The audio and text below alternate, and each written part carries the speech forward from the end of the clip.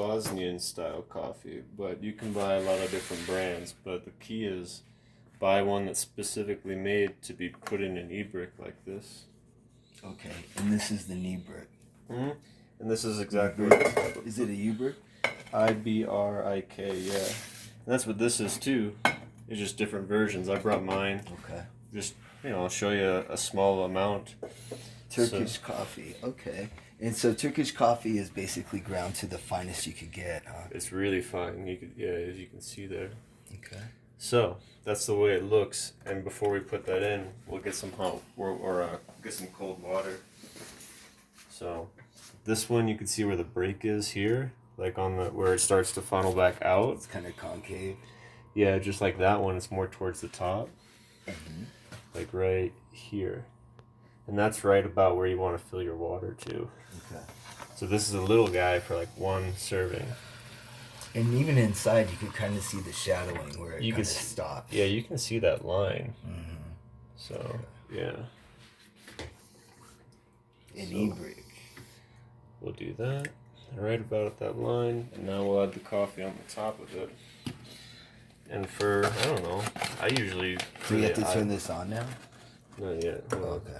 So I really just eyeball it with a regular spoon, like a nice heaping spoonful for one serving. If you make a couple more, I don't know, you just eyeball it and do it to taste, but in it goes. You see? Let's take a good picture of that. Oh, this is on video. Oh yeah. So anyway, you'll see right, it's very fine, so when I start to mix it here, I'll angle it so you can see. Oh yeah, it's good. I'll mix it all in there really, really good. Until, see how there's still powder on the top? Yeah. You want to mix it until it's all mixed in. It's kind of like that chocolate powder in cold water or something. It's like going to take a while to break down, huh? Kind of. So, you see now it's all pretty well mixed in already. And then you let it sit. It almost looks like chocolate. Made a bit of a mess here. But you'll watch when it stops stirring in there. Mm-hmm. It'll all kind of sit at the top. Right on that line. And that's the La Crema? Almost. Okay. You'll see it really come to life when it starts heating. But see, it's almost got this nice, like watertight seal now, or airtight seal around the whole top. And now we'll turn on the heat. So I do like a medium-high heat for this. I mean, everything's... You don't want to burn it. Yeah, but like everything's different. Okay. I don't know. So that's about a number 8 for folks that have bad eyes like me. Yeah, and we'll just let that do its thing. And so it takes a good, like, what, 10 minutes? No. What you'll see, almost right before it gets to a boil, it'll start churning that top layer, and convection will pull it down and start circulating it, and then you'll see that crema rise up. Mm. Yeah. So it's... take a minute or two depending on how big and how much heat and whatever. But it happens pretty quick, It's just to get it right before, you just need to get the water to right before that boiling point where the magic kind of starts to happen. Okay. Yeah. And this is the most simplest way.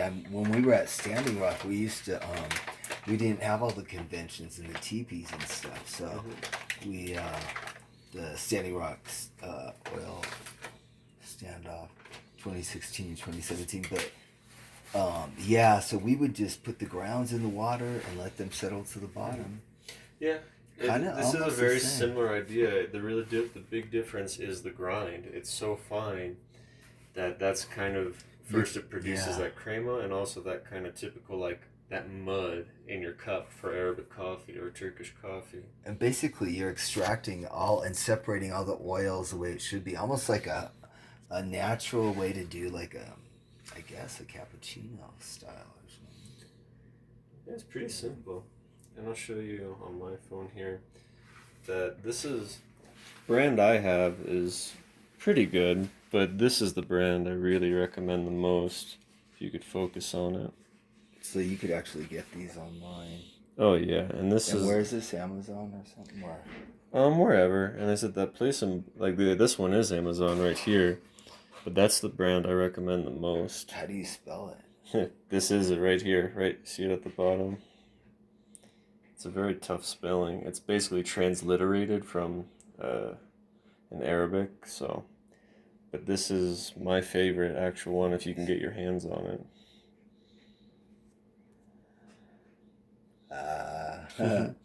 Oh, well. Anyway. But yeah, and that place down in Boulder. How do you spell it, though? So this is the full name right here. Kurukaveci. And then this is the rest of it. Mehmet. Well, if I do it on an angle, you could actually see it. Yeah, so this is the one I recommend the most. Kurukavec. Mehmet. Efendi. I don't know. All right. What's it doing over here? Almost. It's starting to move. Okay. So now, when you do it, do you add sugar or anything? Do you just take it black? Or? Now, I will say this. Some recipes for Turkish coffee, the sugar is already added to the mix all in one. Like, so if people do like sugar, if it's possible, you add it right into the mix with everything at whatever ratio you want. And if you look up certain recipes, they'll give you some guidance. But yeah. What if I had dried coconut? Sure. I mean, you're open to experiment, but I do know for sure that some. Oh, it's like a cream that I got. I don't know. Maybe not. But I do know for sure that some traditional recipes, you do just mix the water in there with the coffee, or with the grounds and everything when you put it on the stove. So that's possible too. I've never done it because I drink black coffee. And you were taught to do it with cold water, and that's the tradition. Yeah, it seems like. Yeah, you start with cold water, and then you heat it up. And you've been around Pakistan, the Holy Land. Yeah. You know. So it looks like it's still got a little bit. I don't want to get too close because these devices don't do good with extreme heat. No. But I'm going to get up real close just a little. But you see how you get that real nice sludge on the top? Yeah. Trust me, you'll know when it starts to do the magic here. And now, some people say it works best. This is a stainless steel e-brick. Some people say aluminum works best. Some of them are like brass plated. I don't think I'd recommend aluminum. Me either. That's why I have stainless steel. But some people say the convection is better on it, and it's even with a stainless steel one, on an open flame, like some sort of open flame burner, almost like a backpacking stove, Here. Oh yeah, I hear it. Oh, it's going. Uh-oh, it's that excitement for coffee lovers. The magic's beginning. Should we get our cups ready? Sure, you can grab a cup. Grab a cup here. I'm going to go with my Old Faithful sippy cup. Actually, I guess I'm going to get the same container as you. Let's grab that other one. That's fine. It'll be a small amount compared to these large cups. Traditionally they have like really nice small cups and everything too, just like here, like on the packaging, That's your typical cup size. Right. For this, we're going. Uh-oh, we're on. We're live. Yep. Coffee, you are live. Get sexy. You can hear it and see it start to move. And you'll see first on the edges, you'll see the bubbles come up and the cream start to form. See it? Ooh, la crema. And it'll actually happen very fast, so you kind of have to watch this anytime you're making it. It'll burn, really? Yeah, and there'll be like a quick tipping point. So you kind of got to watch this. But see, we're getting there, getting nice and close.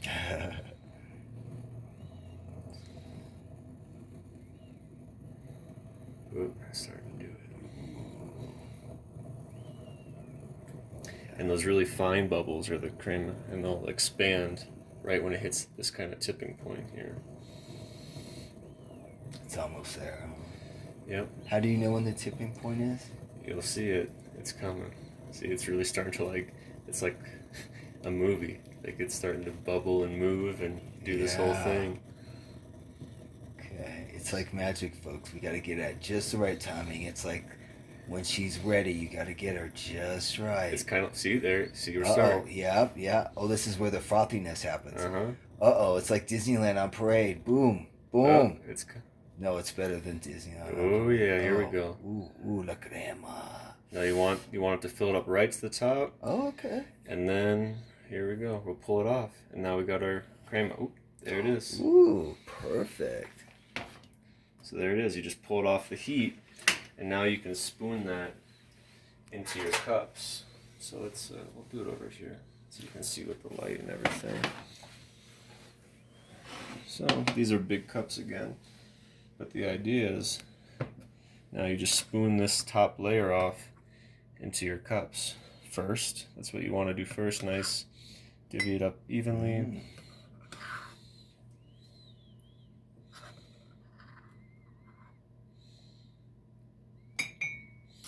That's every cappuccino lover's favorite. Get that little. So now kind of got most of the froth out of there, and we're kind of looking like straight black coffee almost in the original container. And I don't know if you can see that well, but it's just a little bit in there Of cream. I could see it good in here. You can see it bubbling still. So now we've got almost all the cream out. That's good enough. And then you just, divide it evenly or pour it for yourself here. Nice and easy, nice and slow. And then all the grinds on the bottom. Most of them. So nice and easy here. You don't want to dump it too fast. Nice and slow. Every coffee lover loves that sound. And you can see the crema in the cup still stays close to the top. And it smells very caramelized too. The sweet tonals of the coffee are coming out. It's really good. That is sexy right there. Wow. And by doing this nice and slow, usually most of the grinds will end up still in the e-brick and not in your cup. But again, this Turkish coffee will get some of that mud. We could have used this at Standing Rock, and this would be easy to do right on a campfire too. So now I'm just finishing it off, trying to make sure we divvy our cups here. But slow and steady to not dump all the grinds in there.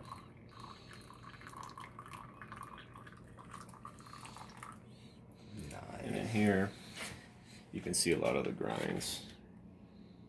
Actually still towards the bottom. And some will collect on the bottom of our cups too as it's cooling down. Yep, and like I said, that's kind of that mud you usually get in the bottom of a cup of Turkish coffee. Right, but yeah, there we are. And there it is, and it's going to even take some time before it to cool down from here, right? I mean, it's like... Oh, it's a nice hot cup of coffee, man. What? You can sip on and... It's kind of like an Americano espresso or something, like... Yeah, it's pretty strong stuff, the way that it's usually made. I think next time we'll have to use my spring water, because I can kind of taste a little aftermath with that. So here we are, Turkish coffee, guys, ladies and gents. All right, that's me saying goodbye and shalom. It's Shabbat now. All right, bye.